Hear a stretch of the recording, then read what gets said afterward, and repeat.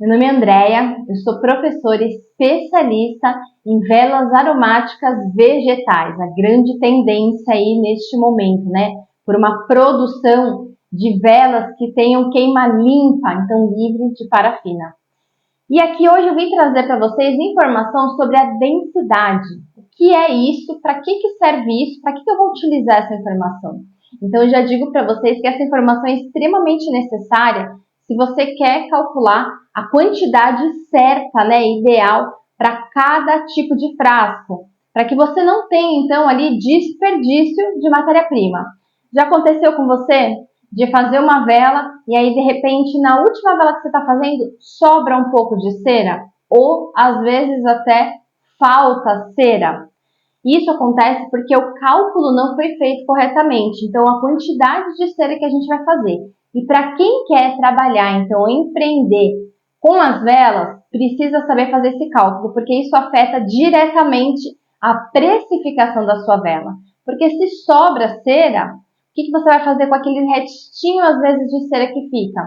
Quando a quantidade é pequena, pode não representar um volume muito grande financeiro.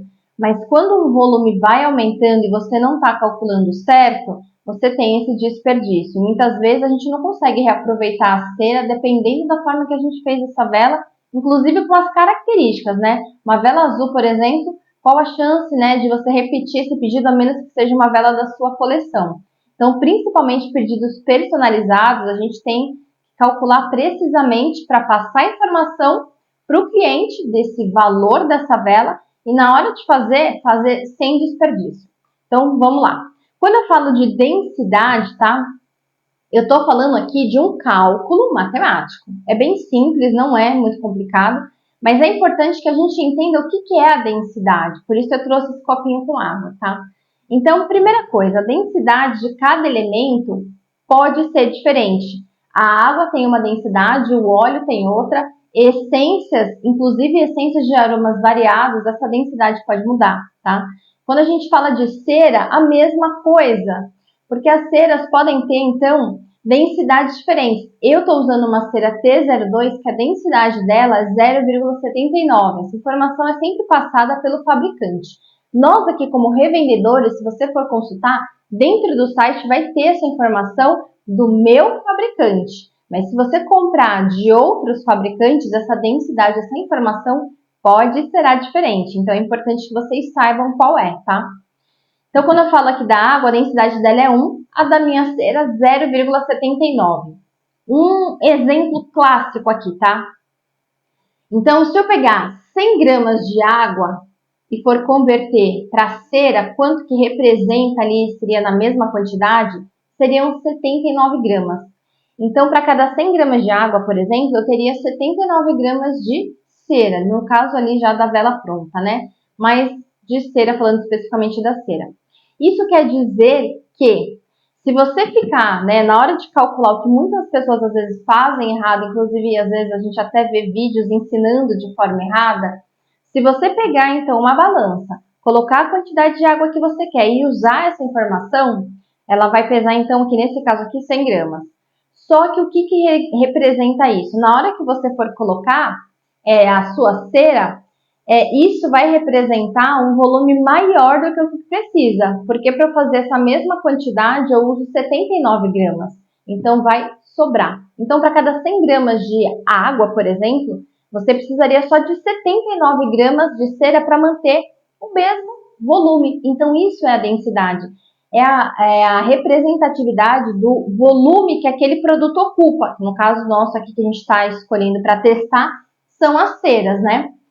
Então, por isso que é importante que vocês saibam calcular. Aqui no canal tem vídeo explicando o passo a passo de como que você calcula, então, a quantidade de cera, tá? Mas basicamente é você multiplicar ali pela densidade da sua cera. Mas como você faz o segundo passo, vocês não podem esquecer. Porque essas 79 gramas, por exemplo, eu tô falando da minha vela pronta. Essa vela tem 79 gramas, tá? Mas quanto tem de cera e de essência? O total da vela é 79. Então, uma proporção disso é cera e outra essência. É um cálculo bem simples de se fazer, tá? Nessa vela aqui, no caso, tem até mais, tá? Aqui deu cerca de 124, 126 gramas de água, porque eu enchi bem, tá? Porque, na verdade, a comparação era com essa frasco. Eu sei que é uma vela de teste, mas ele tá vendo que ele tá bem cheio, né? Tem cerca de meio centímetro de borda. Então, aqui, eu tenho uma vela de 104 gramas, só que para eu conseguir esse mesmo volume aqui, ó, visivelmente, para vocês verem a comparação de água e cera, aqui tem 126 gramas de água, tá? Mas no final das contas deu 105 gramas de cera. Então são 20 gramas praticamente ali de diferença, tá? Então isso seria o que ia sobrar de cera se você tivesse só pesado a água. Então por isso, né, resumo aqui para vocês, não está correto pegar um frasco, pesar a água e usar essa informação. Eu tenho que multiplicar o peso que deu aqui, claro, descontando o frasco, para você chegar então no valor de cera, vela acabada que você vai ter. E aí, para você saber quanto de cera e quanto de essência, tem uma conta bem simples. Você achando a conta o valor de cera, você faz a diferença ali e vai chegar no de essência. Mas tem um outro vídeo que explica isso para vocês aqui no canal. Se esse vídeo então te ajudou, trouxe informações novas para você, deixa o seu like e já se inscreve no canal se você ainda não é inscrito, porque agora toda semana vai ter conteúdo e você vai receber a notificação de quando chegar um vídeo novo.